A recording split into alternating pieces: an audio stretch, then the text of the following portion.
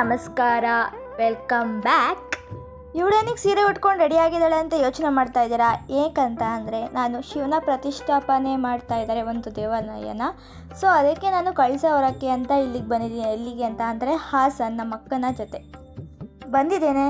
5 ಗಂಟೆಗೆ ಎದ್ದು ತಲೆಗೆ ಸ್ನಾನ ಮಾಡಿ ಕಳಸ ಹೊರದು ದೇವಸ್ಥಾನಕ್ಕೆ, ಆ ನೀರನ್ನ ಶಿವನ ದೇವಸ್ಥಾನಕ್ಕೆ ಆಗೋ ತನಕನೂ ನಾವು ಏನೂ ತಿನ್ನೋ ಹಾಗಿಲ್ಲ. ಸೊ 5 ಗಂಟೆಗೆ ಎದ್ದು 6 ಗಂಟೆ 7 ಗಂಟೆಗೆಲ್ಲ ಆಟೋ ಮಾಡಿಕೊಂಡು ಎಲ್ಲಿ ಶಿವನ ದೇವಸ್ಥಾನ ಹಾಸನದಿಂದ ತುಂಬ ಜಾಸ್ತಿ ಕಿಲೋಮೀಟ್ರ್ ಆಗಿರೋದ್ರಿಂದ ಆಟೋದಲ್ಲೇ ಹೋಗ್ಬೇಕಾಗಿದೆ. ಯಾಕಂದರೆ ಬಸ್ ಫೆಸಿಲಿಟಿ ಅಷ್ಟಿಲ್ಲ ಆ ಊರಿಗೆ. ಅದಕ್ಕೋಸ್ಕರ ನಾನು ನಮ್ಮ ಆಂಟಿ ಮತ್ತು ನಮ್ಮ ಅಕ್ಕನ ಜೊತೆ ಹೋಗ್ತಾ ಇದ್ದೀನಿ ನಾನು ಆಟೋದಲ್ಲಿ.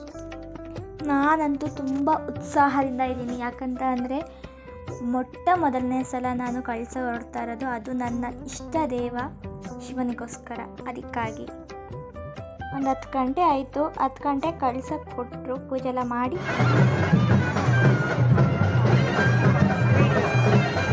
ಎಂತ ಗೊತ್ತಾ, ನಾವೇನಕ್ಕೆ ಇಲ್ಲಿ ನಿಂತಿದ್ದೀವಿ ಅಂತ ಅಂದರೆ, ಯಾರೋ ಒಬ್ರಿಗೆ ಮುಂದಕ್ಕೆ ದೇವ್ರು ಬಂದಿದೆಯಂತೆ. ಆ ದೇವ್ರು ಏನು ಅಂತ ಅಂದರೆ, ಆ ಗ್ರಾಮದ ದೇವತೆನೇ ಕರ್ಕೊಂಡು ಹೋಗಿಲ್ಲ ಅಂತ ಒಂದೇ ಒಂದು ಕಾರಣ. ಆ ಗ್ರಾಮ ದೇವತೆ ಬಂದಿದ್ದಾರೆ ಅಂತ ಹೇಳ್ತು. ನಾನಂತೂ ನಂಬಲಿಲ್ಲ.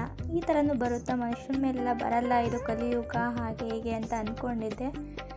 ಆಮೇಲಿಂದ ಯಾರೋ ಒಬ್ಬರು ಹುಡುಗ ಅಂತೆ, ಅವ್ರು ಬರಲೇಬಾರ್ದು ಅಂದ್ಬಿಟ್ಟು ತುಂಬ ಸಹಜ ಸ್ಥಿತಿಲಿ ಬೇರೆ ಕಡೆ ಹೋಗಿ ನಿಂತ್ಕೊಂಡ್ರು.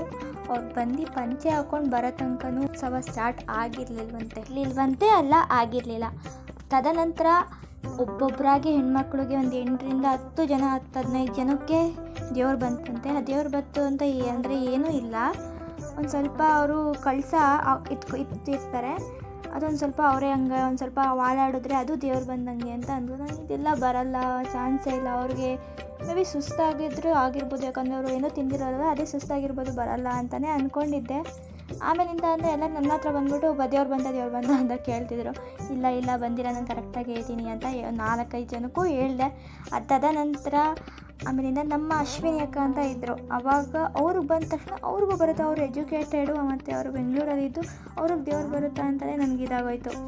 ಸೊ ಅದಕ್ಕೆ ಬಂದರೂ ಬರ್ಬೋದು, ಇದು ನಿಜನೂ ಇರ್ಬೋದು. ಆಮೇಲೆ ಗ್ರಾಮ ದೇವತೆ ಬರಲಿಲ್ಲ ಅಂತಲೂ ಸ್ವಲ್ಪ ಗ್ರಾಮ ದೇವತೆ ಬರ್ತಾ ಇದ್ದಿದ್ದು, ಗ್ರಾಮ ದೇವತೆನ ಕರ್ಕೊಂಡು ಹೋಗಿಲ್ಲ ಆ ಪ್ರತಿಷ್ಠಾಪನಾ ಸಮಾರಂಭಕ್ಕೆ ಅನ್ನೋ ಒಂದೇ ಒಂದು ಕಾರಣಕ್ಕೆ ಗ್ರಾಮ ದೇವತೆ ಬಂದಿದ್ದು. ಆಮೇಲೆ ಒಂದೊಂದು 15 ಜನಕ್ಕೆ ಬಂದಿದೆ ದೇವರು. ಅದು ಯಾವ್ಯಾವ ದೇವ್ರು ಬಂದಿದೆ ಅಂತಲೇ ಗೊತ್ತಿಲ್ಲ, ಆದರೆ ಒಂದು ಹೇಳ್ಬೋದು, ದೇವ್ರು ಬಂದಿದೆ ಅಂತಲೇ ಹೇಳ್ಬೋದು. ಯಾಕಂತ ಅಂದರೆ ನಾನು ಕೇಳಿದೆ, ದೇವ್ರು ಹೇಗೆ ಬಂದಿದೆ, ನಿಮ್ಗೆ ಏನಾದ್ರು ಒಂಥರ ಫೀಲ್ ಆಗ್ತಿದೆ, ನಿಮಗೆ ದೇವ್ರು ಬಂದಿರೋದು ಏನಾದ್ರು ಗೊತ್ತಾಯ್ತಾ ಅಂತ ಕೇಳಿದೆ. ಅದಕ್ಕೆ ಅವ್ರು ಏನಂತ ಹೇಳಿದ್ರು ಅಂತ ಅಂದರೆ, ಗೊತ್ತಾಯಿತು ಬಟ್ ನಮಗೆ ಕಂಟ್ರೋಲ್ ಇರಲ್ಲ ಅಂತ ಹೇಳಿದ್ರು. ಆಮೇಲೆ ಅಂತ ಅಂದರೆ ಗಾಳೀಲಿ ಅವರೇ ಹಿಂಗೆ ಯಾರೋ ಗಾಳೀಲಿ ಹಿಂಗಡೆಯಿಂದ ಗಾಳೀಲಿ ಒಂದು ಸ್ವಲ್ಪ ತಳ್ದಂಗೆ ಆಗುತ್ತಂತೆ.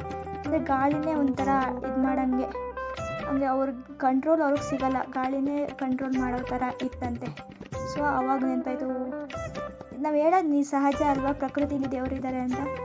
ಇದು ಹಾಗೆ ನಿಜ ಆಯಿತು. ಮತ್ತು ದೇವ್ರು ಇದ್ದಾನೆ ಅನ್ನೋ ಒಂದು ಹೋಪ್ ಇದೆಯಲ್ಲ, ಒಂದು ಭರವಸೆ ಇದೆಯಲ್ಲ, ಅದು ಒಂದು ಸ್ವಲ್ಪ ಇದ್ದೇನೆ ಅಂತ ಸ್ವಲ್ಪ ನಂಬಿಕೆ ಬಂತು. 98%, 97% ನಂಬಿಕೆ ಬಂತು ದೇವರಿಲ್ಲ ಅಂತ ಅಂದ್ಕೊಂಡಿದ್ದವಳಿಗೆ. ನಾನು ಶಿವನ್ ಬಿಟ್ಟು ಇನ್ಯಾರೂ ನಂಬಿರಲಿಲ್ಲ.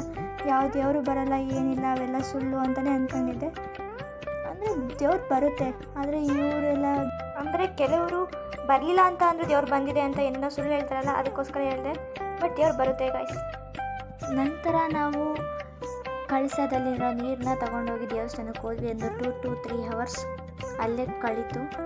ಆ ನೀರನ್ನ ಶಿವನಿಗೆ ಅರ್ಪಣೆ ಆಯಿತು. ನಮಗಂತೂ ತುಂಬ ಖುಷಿ ಆಯಿತು.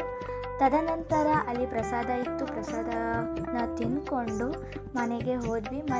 ಮನೆಗೆ ಹೋಗಿ ಅಂದರೆ ನಾವು ಹೋಟೆಲ್ ಇತ್ತಲ್ಲ, ಆ ಹೋಟೆಲಲ್ಲಿ ಹೋದ್ವಿ. ಲಗೇಜ್ ಎಲ್ಲ ತೊಗೊಂಡು ಫೈನಲ್ ಆಗಿ ನಾವು ನಮ್ಮ ಊರು ಅಂದರೆ ಮೈಸೂರಿಗೆ ಹೊರಟ್ವಿ.